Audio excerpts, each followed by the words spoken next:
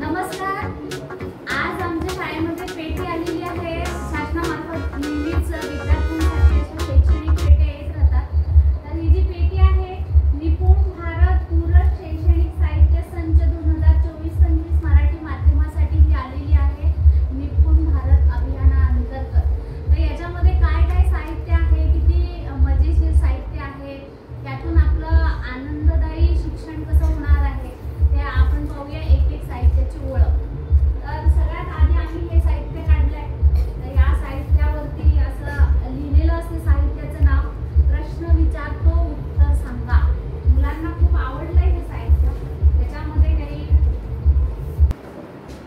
याच्यामध्ये हे असं एक पुस्तक आलेलं आहे. या पुस्तकामध्ये सगळी माहिती दिलेली आहे की कोणतं साहित्य कसं हाताळायचं आणि कसा त्याचा वापर करायचा. तुम्ही तुमच्या कल्पकतेनुसार सुद्धा याचा वापर करू शकता. विद्यार्थ्यांना अजून क्रियाशील बनवू शकता. तर हे आहे साहित्य. याच्यामध्ये आम्ही बसवणार आहोत.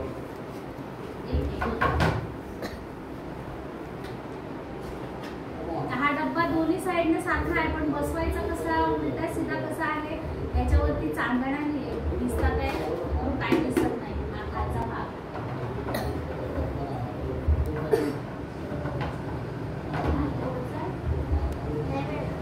बरोबर. आता याच्यामध्ये काही कार्ड्स आहेत.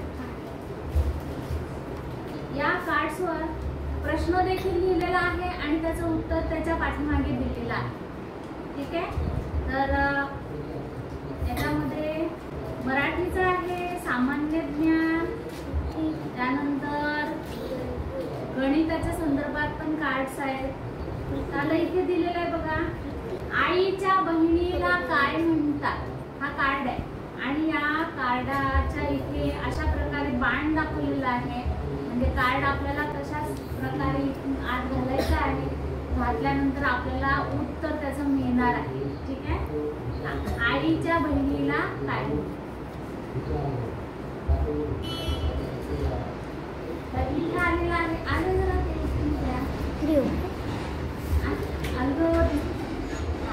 आता हे कार्ड आहे, मी याच्यात टाकते. बघा याचं उत्तर काय आलेलं आहे. याचं उत्तर आलेलं आहे मावशी. आईच्या बहिणीला काय म्हणतात. मावशी म्हणतात. आता आपण दुसरं कार्ड टाकूया. 10 वस्तूच्या गटाला काय म्हणतात. हे कार्ड टाकूया. बघा काय आलं. दशक. काय आलं. दशक. 10 वस्तूंच्या गटाला दशक म्हणतात. आता आपण अशा प्रकारचे काही कार्ड होते जे की मुलं टाकतात आणि मुलांना एक खूप आवडलेलं आहे काळा जादुई बॉक्स. जसा काही प्रश्न विचारा मी उत्तर सांगतो है ना. तर याच्यामध्ये मुलांना मी असे कार्ड तयार करायला सांगितले की तुम्हाला जे प्रश्न येतात त्याची उत्तरं लिहा त्याच्या पाठीमागे आणि पुढे प्रश्न लिहा. त्यांनी सुद्धा तशा प्रकारचे कार्ड तयार केले. मी एक कार्ड तयार केलेला आहे पण याच्यावर बाण नाही दाखवला है ना.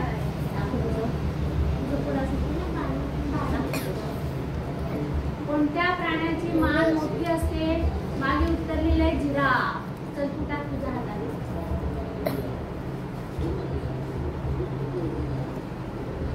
काय आलं. जिराफ. काय आलं. जिराफ. चल तर तू टाक तुझं कार्ड. काय प्रश्न आहे वाच. शिवाजी महाराजांचा मृत्यू कुठे झाला. शिवाजी महाराजांचा मृत्यू कोणत्या गडावर झाला.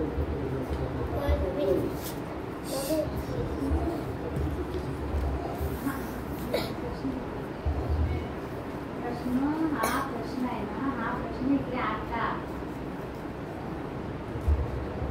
काय आलं. रायगड. अशा प्रकारे खूप सारे कार्ड्स आहेत. कोण टाकले. मांजराच्या ओरडण्याला काय म्हणतात.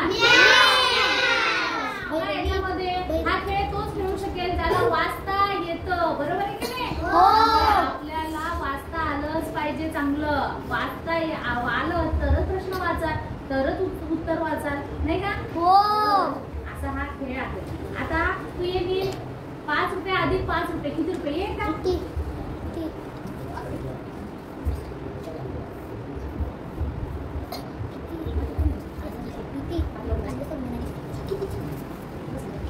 मग काय आहे?